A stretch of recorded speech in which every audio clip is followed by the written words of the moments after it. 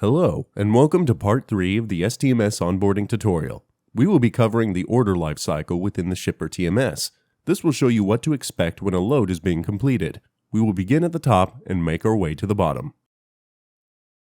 We are starting in the New tab. This is where all loads begin. If you create an order manually, import it from another board, or generate from a CSV file, all loads start here. Basically, if you have an order in your New section, action has to be taken for this load to go anywhere. Next is the On Hold section. These are orders that have something special going on. This section is a tool for setting aside orders that have yet to be sent out. Just to list out a few possible examples, maybe the load isn't complete and you're waiting for the details so you have a rough draft, so to speak. Maybe this load is not ready to be sent out and are waiting for a later date. Maybe you're waiting on a carrier and have a new load ready when they get back from their trip. There are a lot of reasons why you would put an order on hold, but it is entirely up to you on how to use it. So if you see a load in the On Hold section, it may be best to look at the internal notes just to see what the situation is. Next in line is the Posted to Load Board section. Simply put, the orders found here are posted to a load board. We currently have one load posted as of now, but you'll notice we have none posted to Central Dispatch. Along the top, you have the All Posted, Posted to Super Load Board, and Posted to Central Dispatch buttons. If you click on those tabs, it will filter out what loads are posted to which board. In the next section, we have a highlighted blue 1 in the Request section. Let's check this out. In here is essentially an inbox for requested loads we have posted. It looks like the load we had posted earlier has caught the interest of a carrier. To view this request's details, we will click on the Request button here, and a side tab will appear. At the top, we have the load info as we had posted it.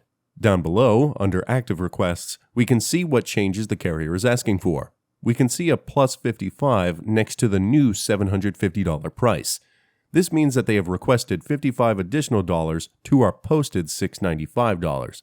It is now up to us if we are willing to accept their new requested price of $750.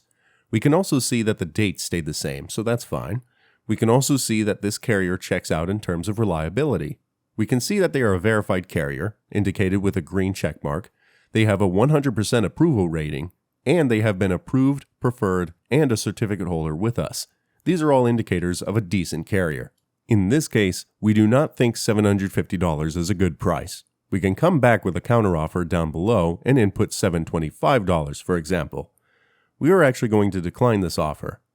When we click Decline, we need to provide a reason why. Once the reason is typed out, click Send. The carrier will receive the notification that we have declined their offer, and they will be able to see the reason why.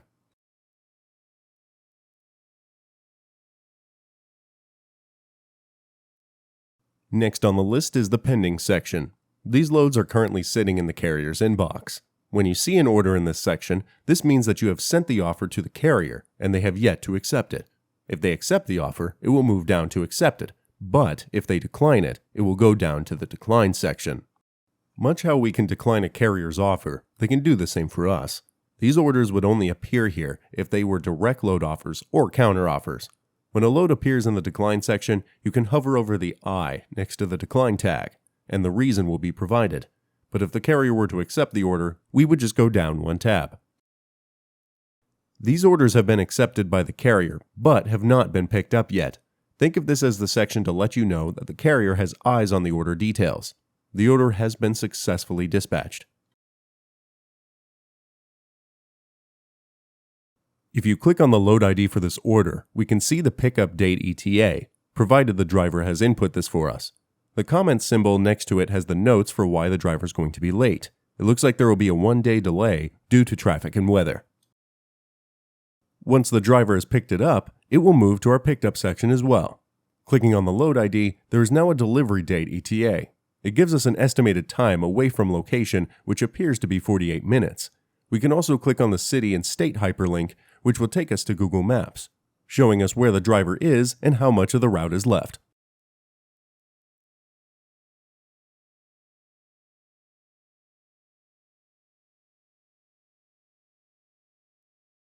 Now when the driver marks it delivered, we will find it in this tab here.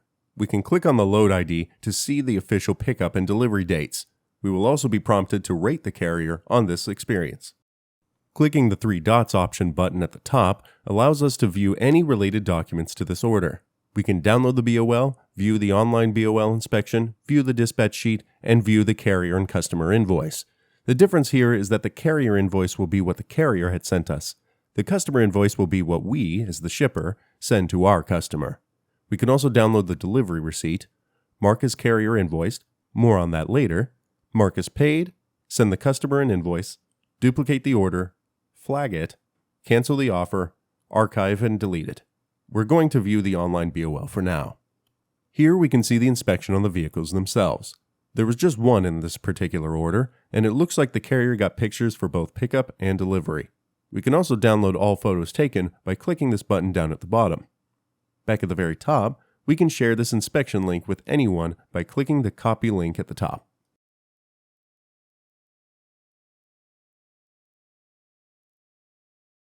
The next tab is the invoice section. Orders in here mean that the carrier has invoiced us. Another way of saying the carrier is awaiting payment. Now from here, we can mark the order paid. We will click on the three dots button again, then click Mark as Paid. Now we have two options here when marking payment. One is to carrier and the other is from customer, there at the top. In our case, we have been paid from our customer first, so we'll click on that option and fill out the payment details. Now notice, marking it as paid from customer did not move this order into the paid section. This is because, in order to move the order from invoiced to paid, it has to be marked as paid to the carrier. So we are going to mark it as paid to carrier real quick.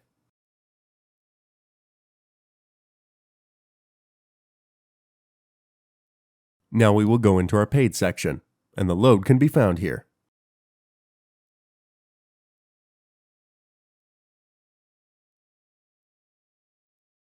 Now we have the flag section. If you remember when looking at the three dots button, there was the option to flag an order. When an order is flagged, it will move into this section no matter what status the order was already in. Similar to on hold, this is a way to indicate something special is going on with this order. We would recommend filling out an internal note on these kinds of orders to help other users in your STMS understand what is going on, or if you're alone, to help you remember. Now starting here, we're going to show you how to move orders through the lifecycle manually. This may be necessary if the carrier was having trouble using the app, or some situation arose that stopped them from completing the order on Super Dispatch. Starting in the New section, we will click on the three dots, and there will be a Mark as Accepted button there. This will allow us to move the order into the Accepted section without having to wait on the carrier to do so. We will have to provide the carrier's information, then click Done.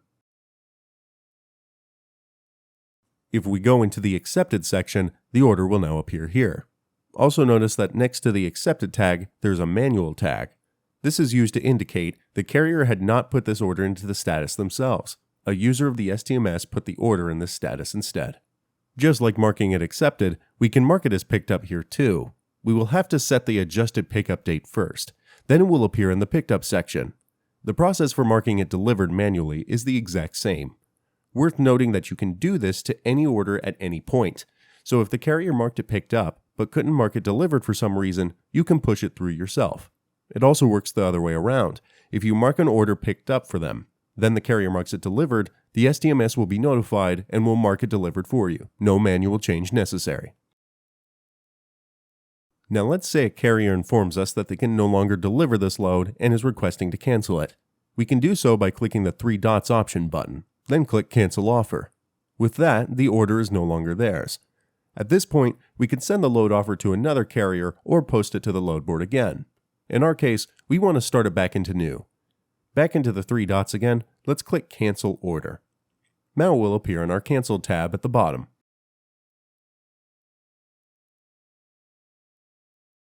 Now, let's click the three dots again, then click Mark as New.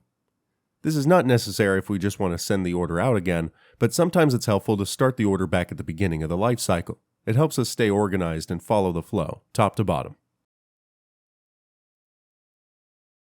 On second thought, we don't need this order anymore.